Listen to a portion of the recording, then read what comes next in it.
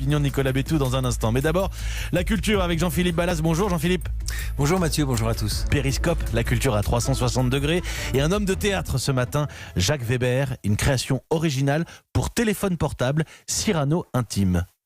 Et c'est vrai qu'il le connaît par cœur, ce personnage, dans ses moindres recoins.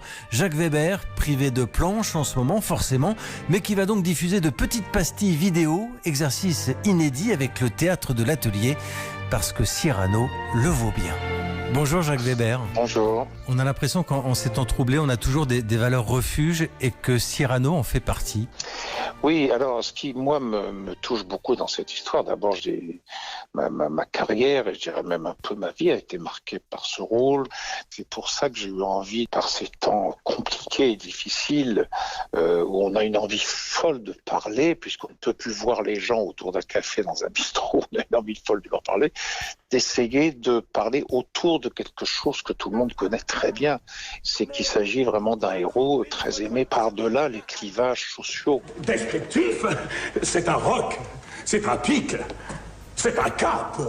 Que dis-je, c'est un cap, c'est une péninsule.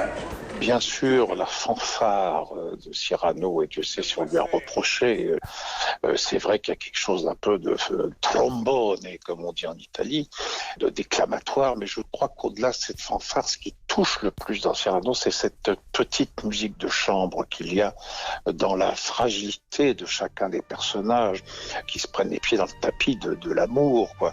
Donc il y a comme ça un millier de contradictions. On se retrouve un peu, nous sommes tous d'abord à l'angle de l'engagement et du renoncement, et en ce moment on peut y penser beaucoup à partir justement de ce personnage qui nous touche tant. Alors expliquez-nous, vous qui êtes un homme de théâtre, un homme de planche, qu'est-ce que ça vous fait de vous retrouver face à votre écran de téléphone ? Très honnêtement, c'est très difficile, et on en parlait d'ailleurs avec un ami Denis Podalides. Même si ça touche les gens, c'est quand même un pis-aller, c'est du Canada Dry. Ça a l'air d'alcool, mais c'est pas d'alcool. Enfin, moi, c'est ce que je pense profondément. Moi. C'est toujours la même chose. De la contrainte naît parfois des expériences qui ont leur intérêt. Mais très honnêtement, il faut pas que ça dure trop longtemps quand même. Effectivement, ça ne remplacera pas la scène. Merci beaucoup, Jacques Weber. Je vous en prie, monsieur. Voilà.